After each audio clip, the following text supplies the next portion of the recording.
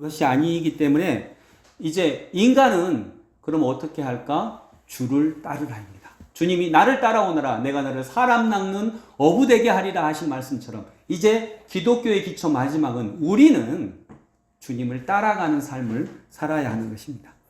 요한복음 21장에 보면 베드로와 예수님이 다시 만나는 장면이 나옵니다. 십자가 사건 이후에 베드로는요 십자가를 앞에 두고 예수님이 네가 나 3번 부인할 거야 라고 하니까 베드로가 뭐라고 하죠? 내가 죽을지언정 내가 차라리 죽지 내가 예수님을 부인하지는 않습니다. 이렇게 자신 있게 얘기했습니다. 그거 베드로가 거짓말을 한 걸까요? 마음으로는 거짓말한 게 아닙니다. 진짜 진심이었어요. 그건. 근데 막상 두려움이 엄습해 오니까 예수님을 3번이나 부인했죠. 나 저 사람 몰라요. 그리고 마지막에 닭이 2번 오니까 베드로가 슬피 울었다라고 했어요. 자기 마음은 그렇지 않았는데 인간의 연약함, 인간의 온전하지 못함이 나오는 거죠. 자, 예수님을 3번이나 부인했어요. 그리고 그 다음에 다시 예수님이 부활하셨다는 얘기를 들었어요. 그런데 베드로는 나는 그냥 고향으로 내려갈래. 나 고향에 내려가서 원래 하던 고기 잡을래. 이렇게 얘기를 합니다. 왜 그랬을까요? 왜 고기 잡으려고 하죠? 염치 없잖아요. 그렇게 호언장담을 했는데 염치가 없잖아요. 그래서 그냥 나는 고기 잡을 거야. 그게 나한테 맞는 것 같아. 하고 고기 잡으러 가는 거죠. 그러다가 고기를 한 마리도 못 잡았어요. 그러니까 예수님이 너한테 고기가 있니? 아니요. 하나도 없습니다. 배 오른쪽으로 가서 그물을 던져라. 제일 처음에는 깊은 곳이었는데 그때는 오른쪽에 그물을 던지라요. 오른쪽에 그물을 던졌더니 고기가 엄청나게 많이 잡혀요. 그때 눈이 열려서 이분이 예수님인 걸 알아요. 그 전까지는 변형된 모습의 예수님을 몰랐거든요. 베드로도 몰라봤어요. 근데 그때서야 알아봐요. 그리고 무릎을 꿇고 예수님 앞에 머리를 조아리죠. 그때 예수님이 질문하시는 거. 자, 그 얘기 하려고 합니다. 그때 예수님이 뭐라고 질문하시죠? 요한의 아들 시몬아, 네가 다른 사람들보다 나를 더 사랑하느냐? 한번 해보시겠어요? 시작. 요한의 아들 시몬아, 네가 다른 사람들보다 나를 더 사랑하느냐? 우리 말로는 그냥 사랑인데 여러분 다 들어보셨을 거예요. 헬라 말로는 사랑이 3가지가 있다고. 원래는 4가지인데 그냥 간단하게 얘기하면 3가지가 있어요. 제일 첫 번째는 아가페의 사랑이에요. 아가페 사랑은 뭐냐면요. 하나님이 인간을 사랑하시는 것과 같은 사랑. 인간에게는 가장 비슷한 게 뭐냐면 엄마가, 아빠도 아닙니다. 엄마가 자녀를 사랑하는 것과 같은 헌신적이고 희생적인 사랑. 내가 너 때문에 죽을 수도 있어. 진짜 엄마는 그렇잖아요. 자식이 죽으려고 하면 내가 대신 죽을게요. 그런 사랑이 아가페 사랑이에요. 지금 에리가 엄마한테 봐. 엄마 좀 본받아. 이렇게 하는데 네, 엄마가 안 그런가 보죠. 네. 이 사랑이 아가페 사랑이에요. 희생적이고 헌신적인 사랑. 그에 비해서 2번째 사랑 필레오는 뭐냐면요. 친구들 사이의 우정. 막 목숨 버릴 정도는 아니에요. 필레오는 친구들 사이의 우정. 그 다음에 우리말로 하면 내가 너 좋아해. 이 정도의 사랑. 너한테 무언가를 줄 수 있고 함께 나눌 수 있는 것. 내 것을 완전히 주는 게 아니라 함께 나눌 수 있는 우애와 우정 정도의 사랑을 필레오라고 해요. 3번째는 여러분이 다 아는 에로스의 사랑입니다. 남녀 간의 사랑이죠. 근데 예수님이 우리 성경에는, 우리말 성경에는 그냥 네가 나를 사랑하느냐 이렇게 나와 있는데 헬라어 원래 예수님이 하셨던 말씀에는 그게 달라요. 베드로에게 예수님이 물어보시는 거예요. 베드로가 제일 처음에 다 예수님 버릴지라도 나는 예수님 안 버려요. 나는 내가 죽어버리면 죽었지. 나 예수님 안 버립니다. 이건 무슨 사랑이에요? 이 사랑이? 몰라요? 방금 얘기했는데 1분 전에 아가페 사랑이잖아요. 근데 베드로가 아가페 사랑을 호언장담했던 거예요. 그러다가 무너졌던 거죠. 예수님이 첫 번째로 물어보세요. 첫 번째 질문. 요한의 아들 시몬아, 네가 나를 아가페 하느냐? 물어보신 거예요. 근데 베드로가 뭐라고 대답했죠? 베드로가 뭐라고요? 그건 세 번째고, 첫 번째 물어보셨을 때 베드로가 뭐라고 얘기하냐면, 주님, 나 주님 아가페는 못해요. 왜냐하면 한 번 실패했잖아요. 호언장담하다가 세 번이나 부인했잖아요. 그래서 주님, 나 아가페는 못해요. 그런데 필레오는 해요.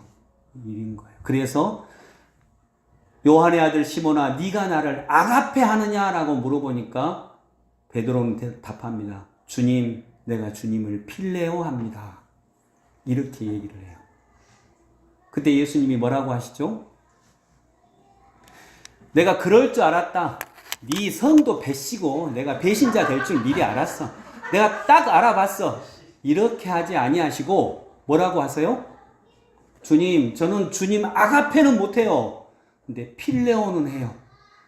그때 주님이 내 양을 먹여라. 네가 내 양을 좀 먹여주라. 오히려 베드로가 자신의 부족함을 얘기하니까 오히려 주님의 양들을 맡기신 거예요. 두 번째 또 묻습니다. 두 번째 질문이 있죠. 베드로야, 네 나 아가페 하니? 베드로는 다시 대답합니다. 주님, 저는 주님을 필레오 합니다. 다시 내 양을 치라. 세 번째 예수님이 물어요. 그러면 베드로야, 너 나 필레오는 하니? 그때 베드로의 대답 뭐예요? 주님, 내가 주님을 필레오 하는 것은 주님이 아시잖아요. 아가페는 내가 호언장담했다가 무너졌지만 내가 주님을 필레오 하는 것은 주님 아시지 않습니까? 그때 예수님이 그래, 내 어린 양을 네가 좀 먹여주라. 여러분 주님 아가페 아세요? 목숨 버려야 돼. 죽어야 돼. 여러분 주님 아가페 아세요? 이제 말고 한번 스스로 대답해 보시겠어요? 여러분 주님 아가페 하세요? 주님 필레오는 하세요? 네, 아마 필레오는 다 하실 거예요. 근데 아가페는 조금 두려우실 거예요. 근데 문제될 거 없어요. 여러분, 우리가 주님을 필레오하는 그 사랑 중에 머무른다 할지라도 주님은 우리를 귀하게 보세요. 그리고 내 양을 먹여줘 라고 사명을 맡기십니다. 주님의 어린 양을 오히려 맡겨주시는 거예요. 여러분, 주님이 주님의 양이에요. 주님의 양을 맡길 만한 사람은 정말 믿음직한 사람이잖아요.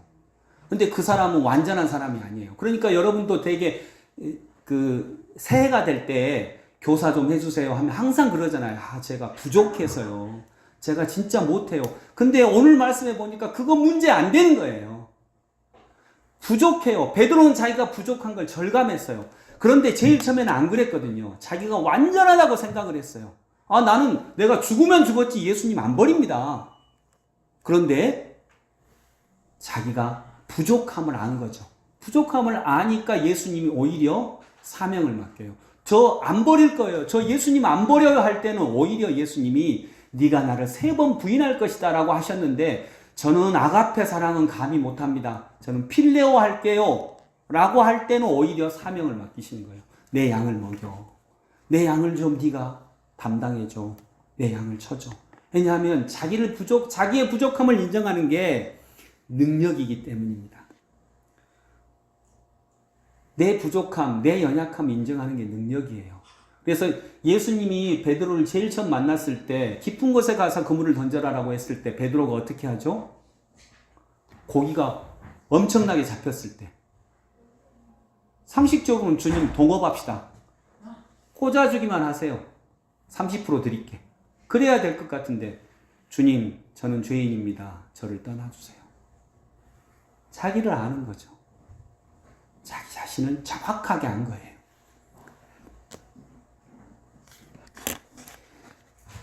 자기가 부족하다고 하는 사람이 주님 앞에 온전해질 수 있습니다. 그래서 여러분, 제일 힘든 일이 뭐냐면 자녀가 자라기에 제일 힘든 게 뭐냐면 자수성가하신 부모님 밑에서 자라는 부모가 제일 힘들어요. 왜냐하면 아빠 나 힘들어요 그러면 뭐가 힘들어 임마 나는 어쨌는지 알아? 이렇게 되니까. 그래서 자수성가한 부모님 밑에서 자라는 자녀가 진짜 힘들어요. 근데 오히려 부모님들이 자녀들한테 진짜 내가 미안하다. 내가 너한테 진짜 좋은 거 많이 못 해준다. 진짜 미안하다라고 하는 부모님은 오히려 좋은 부모님이에요. 왜냐하면 아이는 부모님의 부족한 점을 딛고 일어서는 거거든요. 정말 좋은 부모님이에요. 그럼 여러분, 하나님은 존재하십니다. 나는 하나님이 아닙니다. 하나님이 나를 찾아오셨어요. 그리고 오늘은 그 하나님을 따르라입니다. 삶은 그 하나님을 따라가는 거예요. 이게 기독교 신학을 네 마디로 종합한다면 이것입니다. 나를 따르라. 하나님은 존재하십니다. 그런데 나는 하나님이 아닙니다. 인간은 하나님이 아닙니다. 하나님이 인간에게 내려오셨고요. 우리는 내려오신 하나님을 따라가는 것이 인생입니다. 그것이 기독교 신학의 요약입니다. 오늘 19절 말씀, 오늘 본문이죠. 번역은 약간 다르지만 같이 읽어봅니다. 시작. 나를 따라오너라. 나는 너희를 사람을 낚는 어부로 삼겠다. 아멘. 아멘. 여러분, 내가 길을 개척해서 가는 것은 어려워요. 힘들어요. 그러나 따라가는 건 괜찮아요. 따라가는 건 가능해요. 한 선교사님이 아프리카에 선교를 갔대요. 그래서 아프리카 어떤 오지에 어떤 부족한테 선교를 가려고 했는데 먼저 가신 선교사님이 누구를 한 명 보냈대요. 그 길이 험하니까 거기까지 오시려면 밀림을 뚫고 오셔야 됩니다. 길이 험하니까 한 사람을 미리 보내겠습니다 하고 갔더니 아프리카 분 한 분이 딱 와 계시는 거예요. 그래서 제가 안내하겠습니다. 그래서 예. 그래서 따라가는데 길이 없는 거예요. 길을 막 칼을 한 자로 쥐고 있었는데 칼로 나무를 치면서 길을 내면서 가는 거예요. 그래서 그 선교사님이 그분한테 물었대요. 저기 근데 형제님 그 마을로 가는 길이 없습니까? 그때 그분이 그 말했죠. 선교사님 제가 길입니다. 아프리카는 워낙 밀림이 순식간에 자라니까 제가 길입니다. 그렇게 해서 갔대요. 여러분 개척해서 가기는 건 어렵지만 온전하지 않으면 개척해서 가는 건 어려워요. 그러나 따라가는 건 가능해요. 여러분 바쁠 때 교통신호 잘 지키세요? 엄청 바빠. 교통신호 잘 지키세요? 이망수 집사님은 안 지킨다고 제일 먼저 얘기하셨고 오늘 바닥을 보이네요. 딸한테도 인정 못 받고. 바쁠 때 그냥 가세요? 아니면 지키세요? 저 지켜요. 예. 엄청 바빠.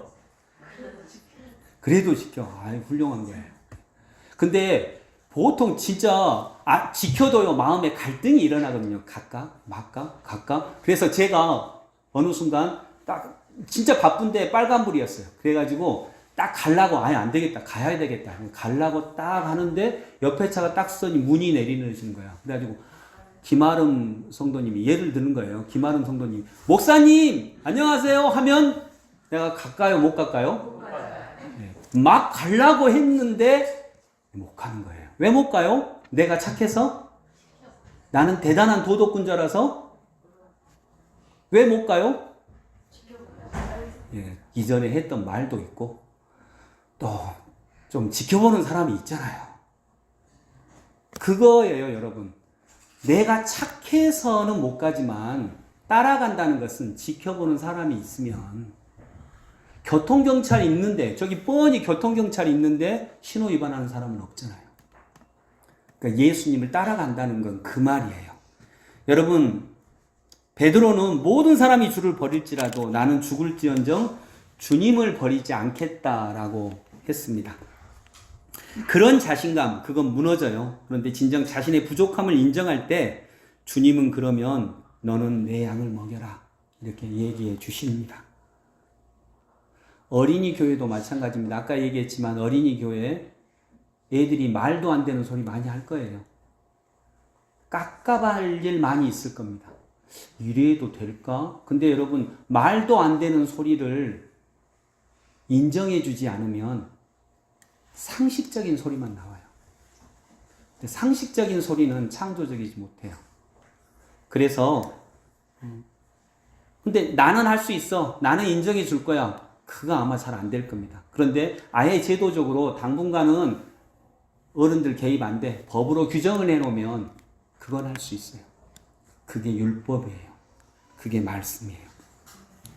여러분, 아가페의 사랑도 가능하다고 할 때 베드로에게 오히려 너는 나를 3번 부인할 거야. 이렇게 얘기하셨어요. 근데 저는 부족합니다. 저는 아가페 못합니다. 그러나 필레오는 합니다. 필레오는 하니? 제가 필레오는 하는 건 예수님 아시지 않습니까? 필레오는 합니다. 이렇게 자신의 부족함을 인정할 때 주님은 내 양을 먹여라. 그리고 나를 따라오너라. 이렇게 얘기하십니다.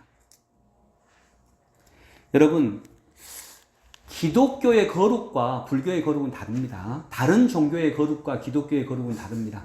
제가 이걸 한 2번 정도 설교를 했었어요. 기독교에서 말하는 거룩이 무엇인지. 그러면서 예를 하나 들었었습니다.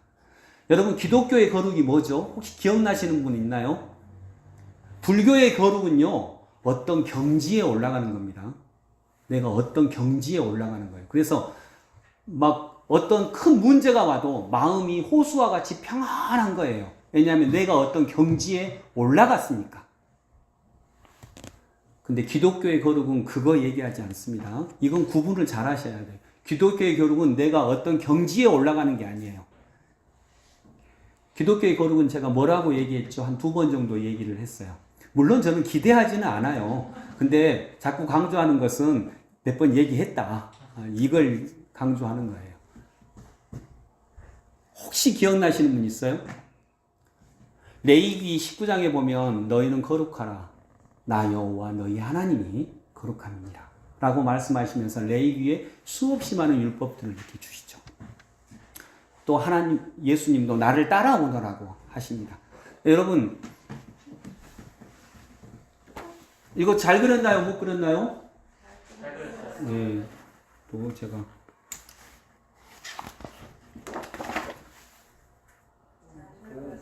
누가 그렸나요?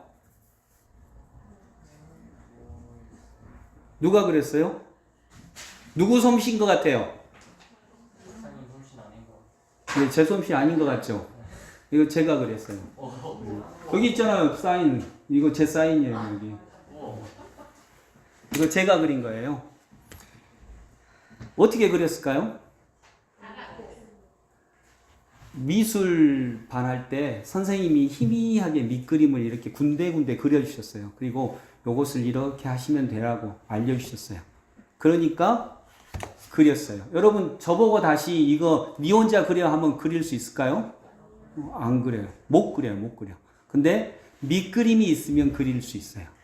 자, 여러분 따라서 합니다. 기독교의 거룩은 밑그림입니다. 예, 꼭 기억하세요. 기독교의 거룩은 밑그림이에요. 내가 어떤 경지에 올라가는 게 아니에요. 기독교에서 말하는 거룩은요, 레위기에 나오는 수없이 많은 말씀들과 또 예수님이 오늘 나에게 들려주시는 말씀을 통해서 우리 인생의 밑그림을 그려주세요. 이렇게 해, 이렇게 가. 또 아까 교통질서 뭐 이런 것도 나오면 법을 지켜야 돼, 말씀을 지켜야 돼. 또 어떤 결정 앞에서 하나님은 말씀으로 우리에게 밑그림을 그려주세요. 분명하게 그려주시나요? 희미하게 그려주시나요? 밑그림은 희미한 겁니다. 여러분, 밑그림은 원래 희미한 겁니다. 그런데 그 밑그림을 따라서 그리면, 그 희미하지만 그 밑그림을 따라서 그리면 은서도 합니다. 예, 은서도 이렇게 그려요. 더 잘 그려요. 그러니까 기독교의 거룩은 뭐냐면요, 내 인생에 하나님이 그려놓으신 밑그림이 있는 거예요. 그리고 나는 그걸 따라가는 거예요. 따라 그리면 이보다 훨씬 잘 그릴 수 있어요. 그래서 여러분, 따라가시기 바랍니다. 나를 따라오너라. 내가 너희를 사람 낚는 어부 되게 하겠다. 근데 우리가 우리 능력으로 가려고 하면 사람을 낚지 못해요.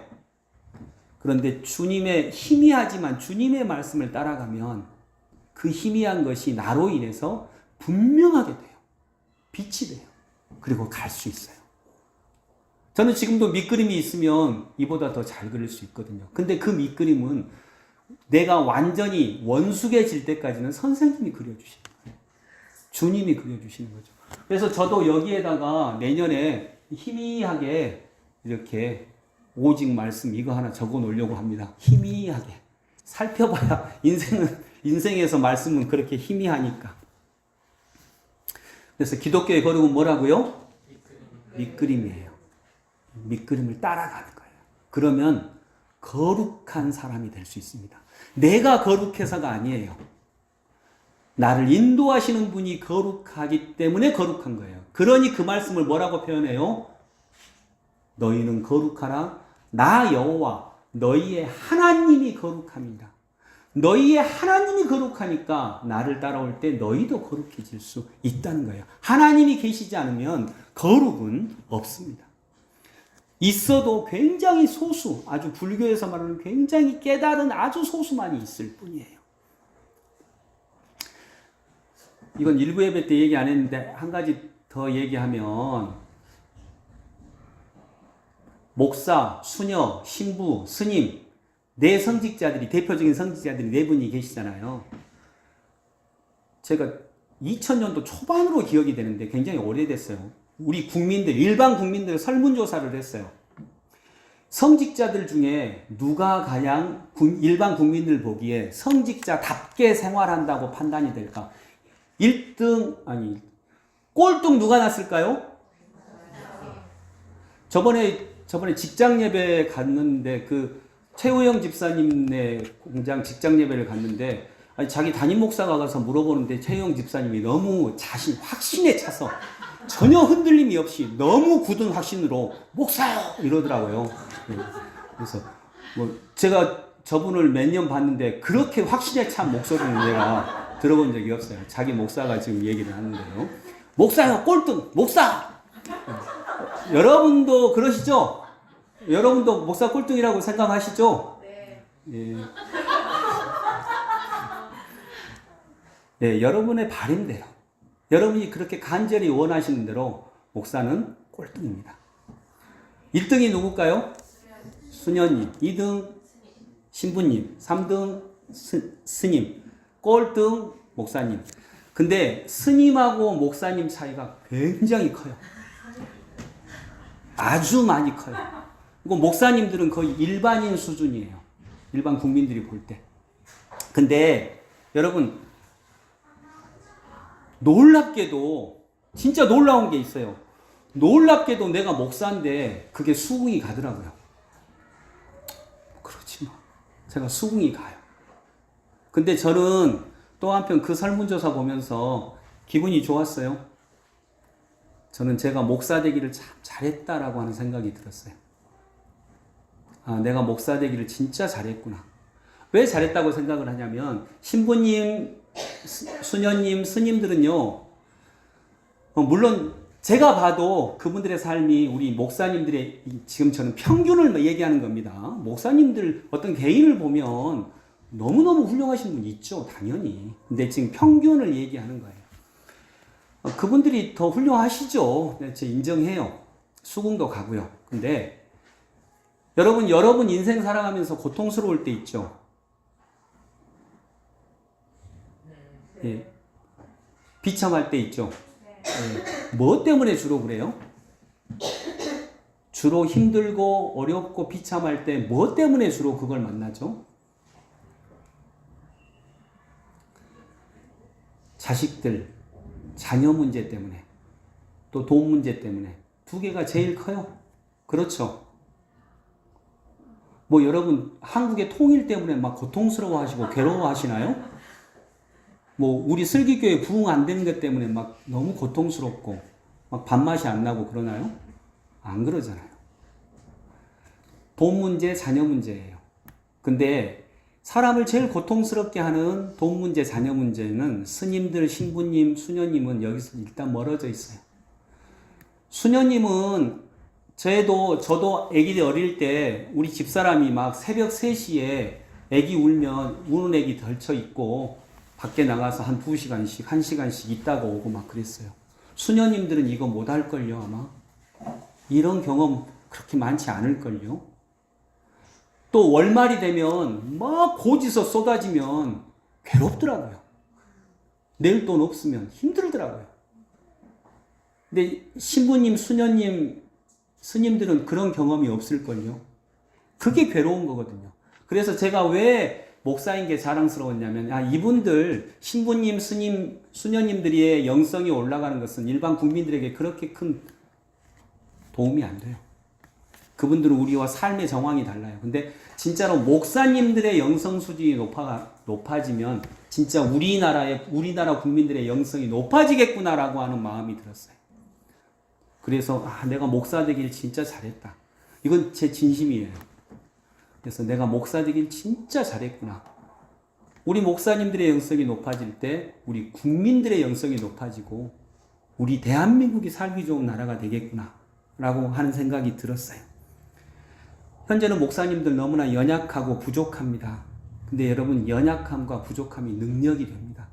왜 연약함과 부족한다고 베드로가 인정했을 때 예수님이 내 양을 먹이라고 했을까? 연약함과 부족함은 능력이 되며 진짜 능력이 됩니다. 그래서 여러분, 연약함과 부족함 부끄러워하지 마세요. 그리고 그냥 내놓으세요. 주님께 내놓으시고 삶의 교회 안에서 내놓으세요. 부부싸움 한 얘기 삶의 교회 안에 내놓으세요. 그래야 진짜예요. 때로는 목자가 막 부부싸움 한 얘기 하면서 때로는 목자가 집 나간 적도 있어요. 그게 진짜예요. 감추는 게 부끄러운 거지. 그래서 저도 그런 얘기를 자유롭게 하려고 해요. 우리 집사람하고 또 이번 주도 별로 안 좋았거든요. 물론 다 내 책임이에요.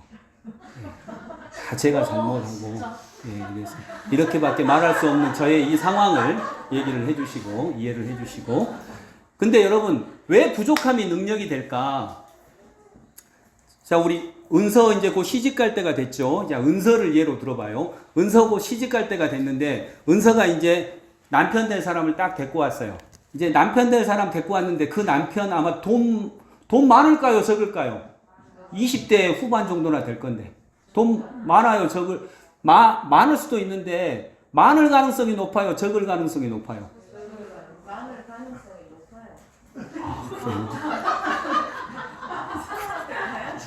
높아요. 예. 아니, 20대 후반이 20대가 결혼할 나이대가 10억을 모을 가능성이 있나요? 예, 거의 없죠. 예, 거의 없어요. 집이 있을 가능성이 있나요? 없죠. 뭐 자동차 엄청 큰 거, 막 볼보 밑으로는 구름하잖아요. 막 볼보 막 이런 거. 볼보가 있을 가능성이 있나요? 20대가? 없잖아요. 다 없어. 집도 없고, 돈도 없고, 자동차도 없고, 부동산도 없고, 뭐만 남아요? 사랑만 남아요. 사랑 하나 보고 결혼해요. 그러니까 청년 때가 결혼하기에 제일 적합한 때예요. 사랑 때문에 결혼하니까. 안 그러면 조건을 따지게 되잖아요. 그러면 그건 사랑이 아니잖아요. 그건 결혼의 본질에서 벗어난 거잖아요. 그러니까 왜 연약함이 좋은 거냐? 연약하다고 고백을 했을 때 사랑이 일어납니다. 내가 부족함을 드러냈을 때 그때 진짜 사랑할 수가 있어요. 내가 주님 앞에 부족함을 드러냈을 때 정말 주님과 진짜 사랑을 할 수가 있어요. 조건 없는 사랑을. 아니, 남편이 아내한테 당신 이것도 고쳐, 이것도 고쳐야지, 이것도 고쳐. 그런 사람도 있을 수 있겠죠. 남편이 부인한테 하도 그러니까 어떤 부인이 그랬다네요. 여보, 내가 그거 다 고치면 내가 미쳤다고 당신하고 살아? 내가 안 고치니까 당신하고 살지. 내가 그 정도 사람이니까. 근데 일면 맞잖아요. 근데 정말 그래서 연약함은 사랑을 불러옵니다. 그러기 때문에 연약함이 힘이 돼요. 부족함이 힘이 돼요. 그래서 사랑은 뭐냐? 사랑은 능력이 아니에요. 사랑은 오래 참고, 사랑은 온유하고, 시기하지 아니하고, 자랑하지 아니하고, 교만하지 아니하고, 무례하게 행하지 아니하고, 모든 것을 바라며, 모든 것을 견디며, 모든 것을 믿으며, 모든 것을 견디느니라. 이게 사랑이에요. 그래서 사랑이, 연약함이 위대한 게, 연약함은 진짜 사랑을 불러오니까 그래요. 아멘? 그래서 여러분, 연약한 자는 주님을 따라갈 수 있습니다. 내가 어떤 창조적으로 길을 만들 수는 없어요. 그러나 연약한 자는 주님을, 내가 연약하기 때문에 가장 잘 따라갈 수 있는 줄로 믿습니다. 이번 한 주도 내가 연약하고 부족하기 때문에 사랑으로 우리를 부르시는 주님을 진정으로 잘 따라가실 수 있는 한 주가 되기를 원합니다. 여러분, 이번 한 달 동안, 이번 한 주 동안 이 말씀을 되뇌이시죠? 나를 따라오너라. 내가 너희로 사람을 낚는 어부가 되게 하리라. 같이 시작.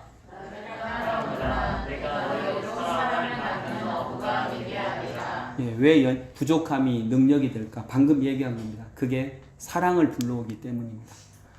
다시 한번, 이제 오늘이 마지막 시간이에요. 이 시리즈로는 다음 주에는 다른 주제로 찾아가겠습니다. 한번 네 개 같이 읽어볼까요? 시작. 하나님을 존재하시다. 나는 하나님이 아니다. 하나님이 나를 찾아오셨다. 그 하나님을 따르라. 네, 기도하겠습니다. 우리와 함께 동행하시면서 나를 따라오너라. 내가 너를 사람 낚는 어부 되게 하겠다 말씀하신 주님. 베드로가 주님 따라가려고 하지 않고 자기 길 가려고 할 때, 자기 생각하려고 할 때, 다 죽을지언정 나는 차라리 죽더라도 주님 배반하지 않습니다라고 할 때는 네가 나를 3번 부인할 것이다. 이렇게 얘기하셨는데, 주님, 저는 감히 아가페 사랑은 못합니다.